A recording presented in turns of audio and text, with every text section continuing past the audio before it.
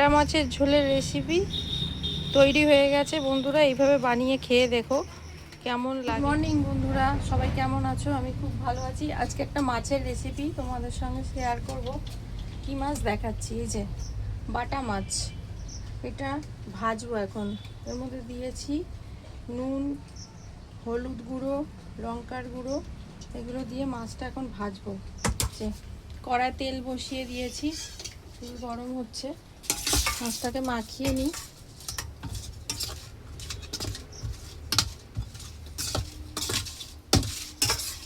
ভালো করে মাছটা মাখিয়ে নিই। নুন, হলুদ গুঁড়ো, লঙ্কার গুঁড়ো এর মধ্যে দিয়েছি যাতে মাছটা ভাজতে ভালো লাগে। লঙ্কার গুঁড়োটা কেন দিয়েছি? যাতে ভালো লাগে মাছটা এইভাবে ভাজলে খুবই ভালো লাগে।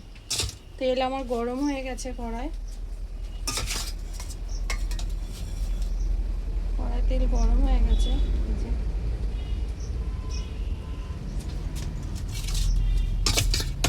এবার আমি মাছটা ভেজে নেব।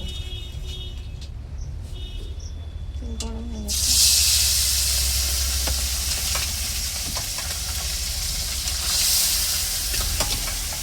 এইভাবে এক এক করে মাছগুলো দিয়ে দিতে হবে পরে।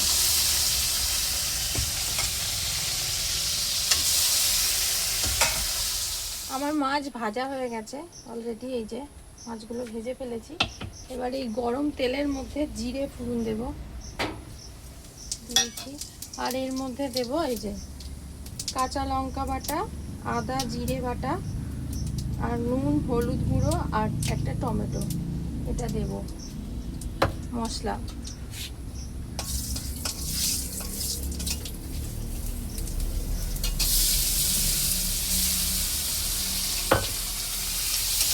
এবার এই মশলাটা একটু কষাতে হবে।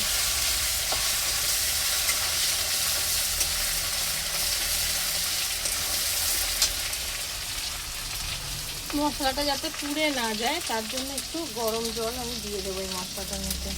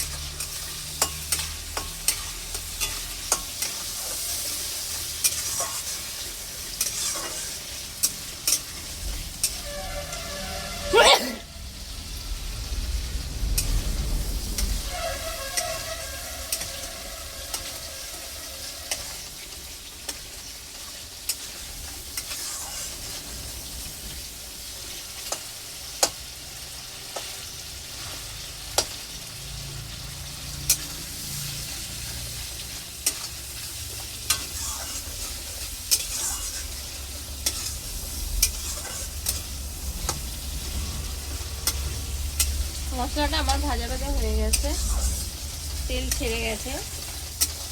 এবার আমি এর মধ্যে এপাশে গরম জল বসিয়েছি, সেটা দিয়ে দেবো।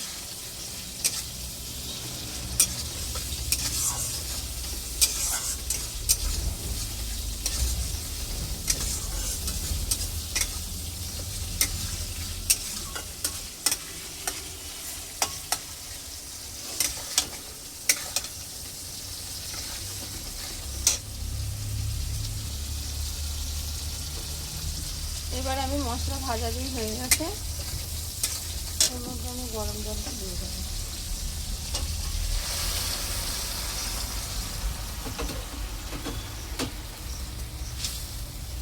মাছের ঝোল এই যে ফুটে উঠেছে।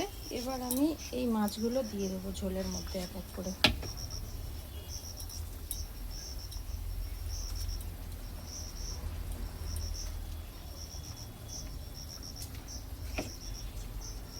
এক এক করে মাছগুলো সব ঝোলের মধ্যে দিয়ে দিতে হবে। দিয়ে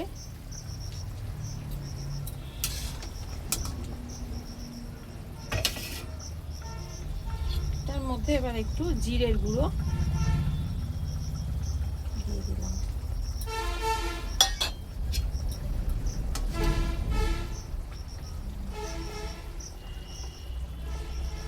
জিরের গুঁড়ো অ্যাড করে দিলাম যাতে ভালো লাগে।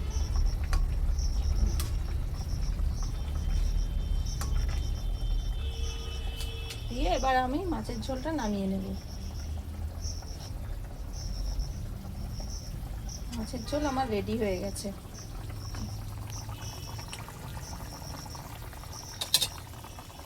মাছের ঝোলের রেসিপি তৈরি হয়ে গেছে বন্ধুরা। এইভাবে বানিয়ে খেয়ে দেখো কেমন লাগে, সবাই জানাবে কমেন্ট অপশানে। Bye bye.